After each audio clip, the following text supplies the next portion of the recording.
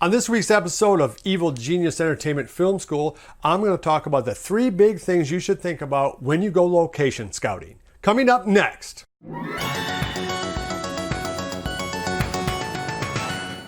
Hi guys and dolls, JDV here for Evil Genius Entertainment Film School. Okay, as promised, a real quick video on things to think about when you're out on a location. All right, the number one thing I'll say that you should think about is power and potty. What do I mean by that? Okay, so you found a location that you like, I'm assuming for this that you're going to be at this location for more than one day, and that this location is important to your film, and that you're going to need to be there a lot, several days in a row, or at least over the course of several days, and that these people are not your executive producer or your wife's house or your house. I mean, this is a location that you don't own, you don't control, and you are only there by the niceness of these people's hearts. Okay, so the primary thing you should think about is power. Where can I get the power to run my lights, to run my coffee machines, to run my fog machines, and all the other things that you need to make a movie set go? Where does that power come from? Is there any power at all? And if there is, how easy is it to get to? Are there like electrical outlets everywhere and they're all grounded? Or there's only one electrical outlet for this entire outdoor scene? Is it safe and grounded?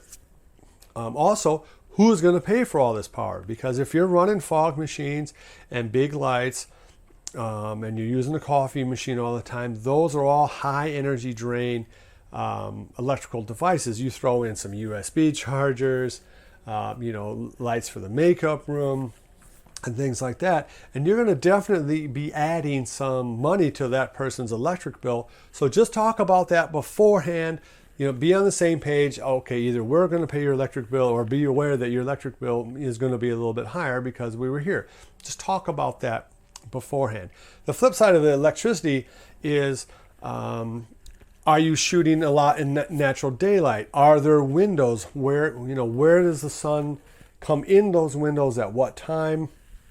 Is the magic hour going to be able to come through those windows? When the sun's going down or rising, will they be of any use to you where they are in the building? Most buildings tend to be facing north and south so they can get the sun, but not always. And of course, your building might not have electricity at all. So are you going to use a power inverter like from a car, or a generator? I prefer the former just because they're quieter. How many extension cords are you going to need? All that kind of thing. Think practical. They think, okay, we're here at midnight. Everyone's going to want coffee and pizza. Where's that coffee and pizza going to come from? Well, we'll make it, we'll bring some frozen pizzas and we'll just make coffee here. Okay, cool. But you're going to have power for that. Never let the concept of where your power is going to come from be too far from your mind. Also think about your lights. Where am I going to be able to put the lights in the scene? If this is somebody's house, they're probably not going to want you to drill holes into their wall so you can put up your clamp lights or put your other lights. On the other hand, if you're in a big empty warehouse that's already got some nice ambient light, power outlets everywhere, lots of, say, steel poles or whatever that you can hook your lights onto, well, then you're already 3/4 of the way there. So think about the location that you're going to be at in terms of how do you get power to your lights, where can you put your camera, and how can you attach those lights to the wall. Well, I promised that the first thing was power and potty, and potty means where are they going to go to the potty, your cast and crew? How many people are you going to actually have on set maximum and at any given time in this location? If it's only 4 or 5 people, it shouldn't be that big of a deal. But if you're going to have 20 people or more in a small location, like a house, you better start thinking about renting a porta potty. They're relatively cheap to do. They do give you an air of professionalism because at least you've thought about it at the time and got this porta potty to be there. And it takes pressure off of, at least the guys can go into it with minimal discomfort. And it shows the property owners that you're serious, and it shows your actors that you're serious. So think about if you're going to need a porta potty, and can you even get one there to the location. Okay, coming up next is number 2. Okay, the second thing you want to think about in terms of location scouting or before you commit to a location is, am I going to be able to finish shooting at that location everything I need before they either kick me out or the place is destroyed or just simply unavailable to me? Now, this is something that happens to independent filmmakers all the time, particularly when they're making a full-length feature. My rule of thumb is always plan on a year. That you'll start on January 1st and just plan that you might need to go back January 1st the very next year to get your very last shot. That could just be a pickup shot, it could be reshooting a scene, it could be just adding a quick scene that you think will add a lot of clarity to your film or whatever. You want to be able to use that location for a long time without it being repainted, destroyed, or you kicked out, or significantly changed in some other way, like walls have moved. I'll give you a good example of what I'm talking about. It just happened to me on my own property. If you check out our film Teddy Bear, well, in Teddy Bear, we have our Sterling Young ingenue walking through a haunted path all the way up to where I'm shooting now. Well, since I shot Teddy Bear, I have built an auxiliary kind of work shed over there where my editing studio is now. So within within a 2-month period, I went from being able to show all woods and a path to now there's a building here. So if I wanted to shoot in that same exact place, say if I wanted to add some more footage to that short, I really couldn't do it. I'd have to fake it somewhere else. So it can happen even on your own property. Let's say you're in your home and you're using a room, and you shoot your scene there, and 6 months go by and you don't really think about let's paint this room yellow. Then when you're in your final edit, you realize, oh no, I need to go back in there and I just have to get an overhead shot or whatever. But oh no, now the room's changed color. So locations do change. They do get torn down. There's fires. Let's say you're using a location that say your girlfriend or boyfriend has, and you break up with them or get a divorce from them. Well, geez, you're probably not going to be able to finish your movie there. Or if you're using a place where you work at and you get fired from that job, or you leave to go to another job. Oh, geez, are they going to let you come back and finish your movie or get your pickup shot? So it's just something to think about of how long, how stable is the place that you're going to shoot. And the other flip side of that is, are the people going to let you finish shooting there? And this might be the biggest tip I can give you. If you're shooting in somebody's house, I don't care if it's your grandpa's house, your mom and dad's house, your friend's house, they aren't going to really understand just how much work and effort goes on in making even a simple scene like a dinner scene or something. You're going to have 5, 10, 20 people there at this location or more over the course of many, many days, where you have a lot of strangers hanging out at a house, pooping and peeing and eating and talking and smoking and all this other kind of stuff, saying, maybe bad words they don't want to hear. And then every now and again, you're going to hear quiet on the set. Don't move, don't talk. Well, obviously that's going to interrupt the daily flow of these people's lives, to a great extent. Be sure to explain this to them.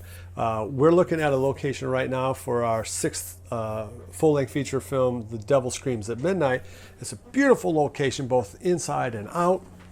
The outside location, just trees everywhere, big barn buildings, a haunted looking graveyard that is literally next door. It's on a hill, it's small, we can have access to it. So all kinds of wonderful things there that present themselves for a horror film. And the inside of the house that's there is beautiful as well. Beautiful wood interiors, a house that looks like it could be haunted. On the other hand, the interior of the house is a little small. It's not wide open, so we would need wider angle lenses that are going to be fast, because there's not a lot of places that we can stick movie lighting up, so we're going to have to rely a lot on ambient lighting and small little practical lights, which means you're going to need a very fast lens and things like that. I just get the vibe that, I don't think we can commit to it for a host of reasons, but the biggest one is, hey, I think they might get sick of us and kick us out after 3 days, and that would kill us. So really think about, is the location going to be the same for a long period of time, and are you going to get kicked out of it? So this really goes to if you're trespassing in a cool location like in a tunnel or underneath a bridge or in a school or something. You want to be sure that you get everything you got at that location. All right, coming up, the third and last thing to think about when you're at a location. Okay, the third thing to think about is kind of protecting yourself legally. If the people are willing to sign some waivers, get them to sign waivers. You should be willing to sign a waiver saying that you won't sue them if any of your actors gets hurt. You want to be sure that their actors don't get hurt. Make sure that the electrical outlets are grounded. You can buy this little device at Amazon, I think for like $5 to $10. It's a little 3-light device you plug on the wall that you know if the wall is grounded. Are there rivers? Is wood rotting in the barn or whatever? Is there anything on location that can hurt your cast and crew? If there is, you better do everything in your power to minimize the danger that is. And that can include dogs. If there's a bunch of dogs or wild animals, or even domesticated animals like a horse, you better be sure your cast isn't messing with those dogs. Make sure that they're not going to get bit or in any way stress out the owner of the property or get your guys hurt. And of course, you don't want the property to be hurt at all. So again, think about where you're at. If you're in a beautiful house, but there's ceramic little knickknacks all over, well, you probably shouldn't stage a big fist fight between two characters in that room. You got to again, it's kind of about practicality. Okay, so those are the three things that I thought about when trying to shoot on location. Shooting on locations can obviously give you a big boost in terms of production value, depending on what you can find out. But think about where you're going to go to the bathroom. Think about how you're going to get your lights and other devices that need electricity. Think about protecting yourself down the line if you need to get reshoots or just finish in your main production there. Are people going to get sick of you, or are you going to get thrown out? And try to protect yourself legally by getting the homeowners to sign a form, and you yourself should be willing to sign a form saying that you're not going to sue and that you're going to do everything you can to protect the property. I hope you enjoy this series on some practical real-world advice on how to get your movie made. Again, if you have any questions, comments, want me to do an episode on a specific thing, go ahead and comment down below. Like, subscribe, love each other, and until next time, I'll see you around. Well, I hope you like this ongoing series of practical, practical. Be sure to visit evilgeniusentertainment.com for exclusive content, swag, casting call news, and much, much more.